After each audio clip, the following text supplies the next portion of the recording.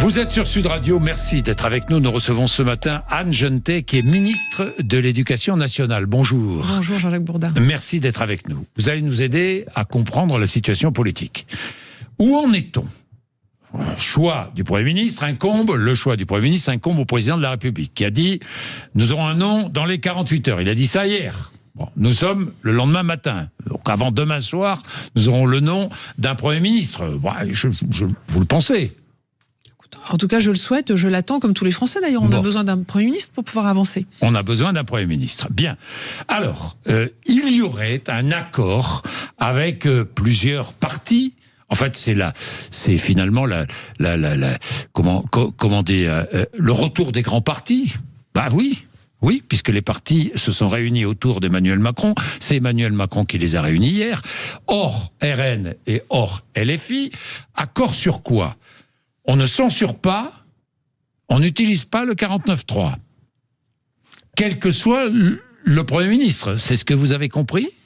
Ce que j'entends surtout, vous voyez, ceux qui nous entendent en ce moment-là, vous avez des gens qui vont emmener leurs enfants à l'école ou qui viennent juste de les déposer, ceux qui vont travailler, ceux qui ont déjà commencé à travailler. Tous ces gens-là, franchement, vous croyez que c'est ça qu'ils attendent ? Mais non. Eh ben non. En ce moment, ils attendent surtout qu'on s'occupe de leur fin de mois, parce que là, c'est Noël. Quel cadeau je vais pouvoir mettre sous le sapin. Ils ont envie de parler de sécurité, s'assurer qu'ils vont pouvoir fêter Noël tranquillement. Ils ont envie de pouvoir parler d'accès aux services publics. Et il se trouve que ces trois éléments-là, ils étaient justement dans le budget qui viennent d'être mis à bas par le RN et LFI. Voilà. Donc, moi, je pense surtout à tous les Français qui vous écoutent en ce moment, qui nous écoutent. Bon, donc, mais il faut quand même trouver une solution politique pour faire avancer.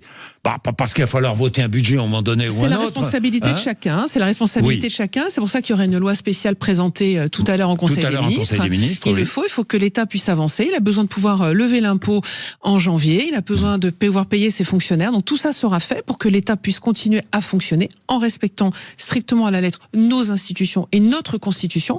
Et les Français, au bout du compte, ils ont surtout envie qu'on puisse s'intéresser à leur pouvoir d'achat, à leur sécurité, à l'accès aux services publics, et c'est ce que nous faisons. Bien, j'espère d'ailleurs que cette loi spéciale qui sera soumise à l'Assemblée nationale la semaine prochaine, sera votée par les députés. Enfin, je crois. Je vois pas. C'est la responsabilité de chacun. Oui. Et j'en appelle à la responsabilité de tous, y compris de ceux qui s'accrochent comme une moule sur son rocher à la France insoumise, par exemple. Ah bon ? Qui s'accroche à la France insoumise ? On a bien le Parti socialiste notamment, qui a pourtant un passé de parti de gouvernement, qui a exprimer quelques valeurs et dont j'entends d'ailleurs qu'il bouge récemment. Je suis assez intéressée par les bougées, comme on dit, de ce parti, et qui montre qu'il y a un appel à la responsabilité qui fait mouche, et c'est une bonne chose, encore une fois, pour nos concitoyens. Le président de la République a été clair, je ne tendrai pas la main au RN, personne ne veut redonner la main au RN, c'est ce qu'il a dit, c'est clair, c'est la raison pour laquelle le RN n'est pas convié.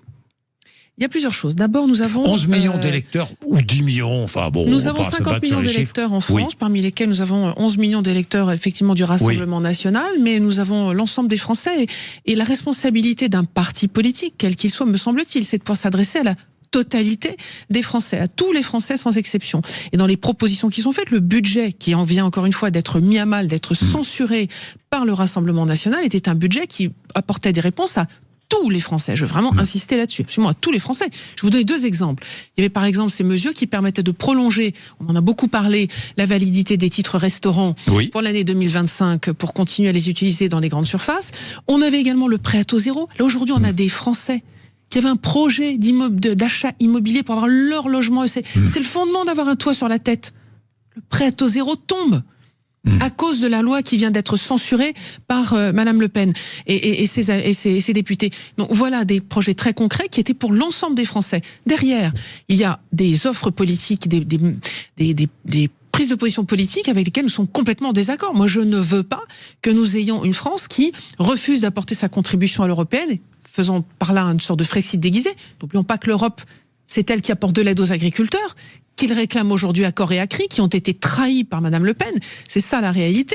Nous avons derrière un Rassemblement national qui aurait envie de s'aligner dans sa politique étrangère, soit sur Monsieur Poutine d'un côté, soit sur la politique commerciale de Monsieur Trump. Ça n'est absolument pas ma façon de concevoir ce qui me semble bon pour le pays. Donc nous parlons à tous les Français, nous faisons des offres pour tous les Français. Et pour ceux qui nous écoutent très concrètement, le pouvoir d'achat, la sécurité et l'accès aux services publics. Vous savez que l'accès aux services publics, dans la loi de finances que Madame Le Pen a censurée, c'était 100 maisons France Service de plus. On arrivait à un total de 2900. C'est là que les Français peuvent aller, par exemple, en ce moment, ils ont un problème numérique, informatique, ils peuvent aller trouver de l'aide. Donc, ils peuvent aller demander une aide, une bourse pour leurs enfants, une aide pour leur logement. C'est là qu'ils peuvent la trouver. Bon sang, ne pas censurer les maisons France Service, c'est incompréhensible. La censure, quelles conséquences dans l'éducation nationale, Anne Genetet? Les conséquences, alors très concrètement, il y a du... Très concrètement, c'est par exemple des recrutements pour améliorer la sécurité de nos établissements scolaires. C'est des assistants d'éducation qu'on peut pas embaucher. C'est la rénovation de nos établissements scolaires pour les sécuriser, pour apporter la sécurité, pour avoir des dispositifs anti-intrusion. Oui. On avait 500 millions sur la table. Oui, c'est aussi pas de suppression de postes. Hein. Donc, oui, mais derrière, n'oublions pas que nous avons aussi une réalité il faut dire la vérité aux Français. On a une réalité démographique. On a une réalité démographique. On a perdu 100 000 élèves à cette rentrée. On en perdra encore probablement 100 000 à la rentrée prochaine. Gouverner, c'est aussi anticiper. Donc, il faut aussi en tenir compte de cela. Quand on embauche un professeur, nous l'embauchons pour 40 ans. Donc il faut aussi avoir cette vision et cette lucidité. Oui, sauf qu'il y a dans nos écoles de plus en plus de contractuels, malheureusement, parce qu'il y a de moins en moins de candidats à l'enseignement. Nous avons un sujet d'attractivité des métiers, absolument. C'est un sujet majeur. Qui comporte plusieurs composantes. La rémunération, sur laquelle nous avons beaucoup bougé. Le président de la République avait demandé que nous les augmentions de 10%. Nous sommes allés au-delà. Ils ont été augmentés de 11%. Ce qui fait que les débuts de carrière aujourd'hui, vous n'avez pas un enseignant qui démarre aujourd'hui sa carrière comme titulaire en dessous de 2100 € net par mois. C'est la réalité. Ensuite, avec un ensemble de moyens qui permettent d'augmenter encore la rémunération. Nous avons travaillé sur les fins de carrière qui leur permettent de partir en retraite dans de bonnes conditions. Nous avons ouvert, nous avons mis à l'agenda social, c'était prévu, le traitement des milieux de carrière, parce qu'il y a encore une progression à améliorer. Ça, c'est le côté rémunération. Mais il y a aussi les conditions d'exercice du métier. Et là, il y a aussi un chantier que j'avais ouvert, parce que nous savons que nos enseignants aujourd'hui travaillent parfois dans des conditions difficiles. Nous devons également les soutenir. Je vais y revenir. Mais concrètement, pas de budget, censure donc, pas de suppression de postes, 2000 prévus dans la dernière version du Sénat. Absolument, voté à l'unanimité, sur laquelle j'ai émis un avis de sagesse d'ailleurs. Bien. Et pas de création de postes d'AESH, hein aussi. Il y en avait 2000, et ça, c'est l'accompagne nos enfants en situation de handicap. C'est le deuxième métier du ministère. Nous avons aujourd'hui des enfants en situation de handicap. Un peu plus de 300 000 bénéficient d'une aide pour pouvoir être scolarisés et suivre une scolarité normale. Et nous en avons d'autres qui sont en attente. Nous avons besoin de recruter dans ces métiers-là aussi. C'était 2000 postes supplémentaires qui étaient prévus. Bien. Qui veut devenir prof? J'en parlais il y a un instant. Combien de candidats inscrits au concours d'enseignants? Alors, cette année, nous avons 1900 postes ouverts. Oui. Je veux dire que là aussi, nous sommes obligés de nous projeter sur 40 ans. 1900 postes, et j'espère que nous aurons 1900 admis. Oui, 1900 postes ouverts. Ça veut dire moins que les années précédentes. L'année dernière, c'était 1700 admis. Ah bon. Voilà, donc nous avons 1900 cette année. Bien.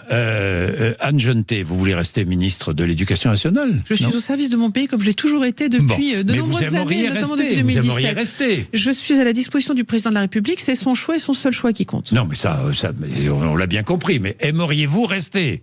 C'est une belle maison dans laquelle il y a beaucoup de choses à faire et je note aussi que c'est une maison qui a besoin de stabilité, c'est certain. Vous savez, d'autant que toutes les mesures sont prises. C'est clair, ça veut dire j'ai envie de rester. Sont prises à la dimension. Effectivement, combien de ministres de l'Éducation nationale différents? 4 je crois que cette année, 4 en 2024, en effet. 4 ministres de vous avez raison de le souligner. Néanmoins, je veux comme souligner aussi que depuis 2017, d'abord, l'école est la priorité du président de la République. Il a impulsé priorité avec toujours des classes sans prof. Ce souci, il y en a très peu, il y en a encore et c'est toujours un drame. Un prof qui manque, c'est toujours un drame. Et nous recrutons constamment toute l'année. Taux de remplacement, 15%. Donc, les remplacements de courte durée s'améliorent constamment. On est passé de 5 à 15. Donc, mais oui, mais ça s'améliore, il faut les trouver les profs. Donc nous avons aussi besoin d'aller les chercher. Au salon de l'orientation, d'ailleurs, il y avait un grand stand de Devenez enseignant, et où j'ai rencontré notamment un enseignant qui était un reconverti cadre du secteur salarié, et qui était passionné, qui a souligné l'excellente qualité de l'accompagnement dont il a bénéficié pour pouvoir devenir enseignant. Moi j'en appelle à toutes ces personnes qui se posent des questions, 35-45 ans, qui ont envie de donner du sens à leur carrière. Devenez enseignant, il y a des belles choses à y faire. Les atteintes à la laïcité, où en est-on? Alors, vous avez des derniers chiffres? D'abord, la première chose. Sur l'année, par exemple, 2024. Je vais vous dire, Monsieur Bourdin, il y aurait une seule atteinte à la laïcité, elle serait inadmissible. Une seule serait inadmissible. Donc, de toute façon, une est toujours une de trop. Donc ce qui est important de noter, c'est qu'il reste des atteintes à la laïcité. Elles sont sensiblement, si je prends les ports de signes ostensibles, ils sont en baisse. Les contestations d'enseignement, en revanche, les atteintes aux valeurs de la République sont en légère progression, mais il faut les combattre. Les atteintes aux valeurs de la République, c'est quoi? Alors, c'est par exemple quelqu'un qui va contester l'état de droit, qui va contester la notion de liberté, égalité, fraternité, qui va contester la liberté de la presse, par exemple. Oui. Ça, c'est totalement inadmissible, et c'est là que nos enseignants sont souvent contestés. 1 sur 2 dit être contesté dans ces enseignements. La plupart disent que à travers un dialogue... 1 sur 2 est contesté dans ces enseignements. Et c'est absolument de trop. Mais contesté par les élèves ou par les parents d'élèves? Les deux, par les élèves. Les contestations de parents progressent, soit sur des enjeux de laïcité, soit de valeurs de la République, soit... par exemple, de contenu d'un enseignement, une note qui ne leur convient pas, un thème qui ne leur convient pas, notamment en ce moment on en parle beaucoup, l'éducation à la sexualité, qui fait partie du programme obligatoire. Donc là, si vous voulez, il faut aussi voir le soutien que nous avons apporté à nos professeurs. Il faut aussi voir que les chiffres que nous citons là témoignent aussi du fait qu'il n'y a plus de pas de vague. C'est tolérance zéro. Et nos professeurs et nos personnels éducatifs sont encouragés à parler, à dire, à remonter tous les jours. Sur mon bureau, tous les jours, j'ai la remontée de tous les faits dans tous les établissements de France. Et je vois exactement, tous les jours, il y a à peu près un fait, quelque part en France, sur le territoire national, d'atteinte à la laïcité. Mais derrière, que se passe-t-il? 1 par jour, à peu près. Mais que se passe-t-il derrière? Nous avons d'abord immédiatement, dès qu'un enseignant est menacé, la protection fonctionnelle. Quand c'est plus sévère, la protection par des forces de l'ordre. Nous avons également des équipes valeurs de la République qui peuvent venir dans l'établissement, auprès du professeur, dans son cours même, pour le soutenir. Tout cela est mis en place et nous avons un élément qui manque, sur lequel je souhaiterais pouvoir travailler, qui est que lorsque, certes, l'enseignant peut déposer plainte, et systématiquement dépôt de plainte, plus un signalement au procureur de la République de la part de l'institution, mais il faut encore un élément de plus qui manque dans la loi, c'est que l'institution puisse, elle aussi, en tant que fonction publique, déposer plainte pour soutenir aussi nos enseignants contestés. Vous demandez à ce que l'institution puisse déposer plainte? Absolument, ça c'est un fait très important. Vous aimeriez que ça soit inscrit dans la loi? Absolument, ça doit être inscrit dans la loi, ça concerne toute la fonction publique et pas seulement les enseignants, ça concerne également les hôpitaux. Il faut pouvoir avancer sur ce sujet-là. Bien, aujourd'hui, il y a une actualité du jour, si je puis dire, puisque procès de cette jeune fille de 18 ans qui a giflé et frappé son enseignante parce que son enseignante lui demandait d'ôter son foulard. C'était un exemple typique d'atteinte d'un enseignant d'abord qu'il faut soutenir, pas un soutien. Il faut que les sanctions soient exemplaires. Les sanctions sont exemplaires, il y aura systématiquement sanction disciplinaire puisque c'est une infraction scolaire grave, de même que l'enseignant est protégé, il a bénéficié de la protection fonctionnelle. Elle a été sanctionnée, la jeune fille?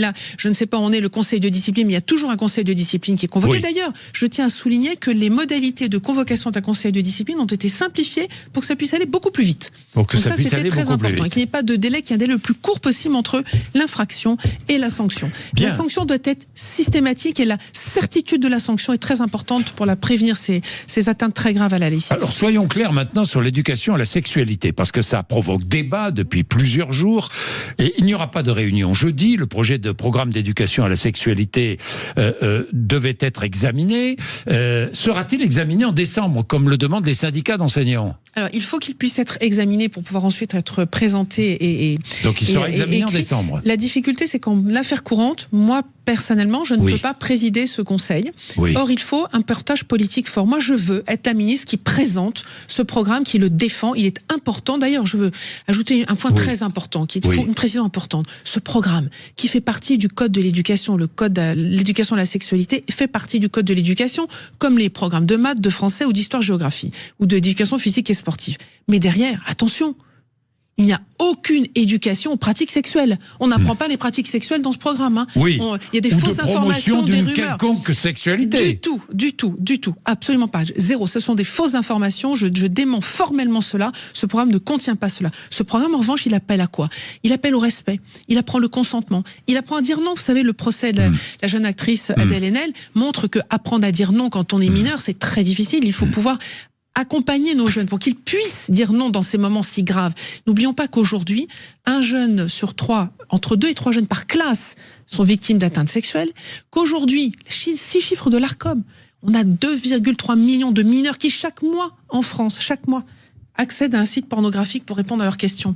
Moi, je veux pas qu'on ait accès à la pornographie pour refaire l'éducation à la sexualité. Je vais vous dire, c'est très simple. Entre Pornhub et l'école, moi je choisis l'école.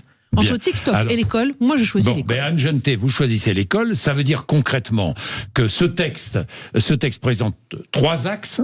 3 axes. 1, se connaître soi-même, vivre et grandir avec son corps. 2, rencontrer les autres et construire avec eux des relations, s'y épanouir. Et 3, trouver sa place dans la société. Ce sont les 3 axes. Absolument. Soi-même, les autres, la société. Concrètement, à l'école élémentaire, puis au collège, quel serait cet enseignement, cette éducation à la sexualité? Alors, je vais donner un exemple très concret. Allez-y. C'est par exemple apprendre à lire les émotions sur un visage. Là, nous parlons, vous me parlez, je vous regarde et je vois à travers votre visage quelles sont les émotions que vous pouvez transmettre. Pour un professeur, c'est très important, par exemple. Quand il donne une consigne, sortez vos affaires, il faut que les élèves puissent comprendre que quand il dit sortez vos affaires, c'est une consigne banale qui demande de sortir ses affaires le matin quand on commence un cours.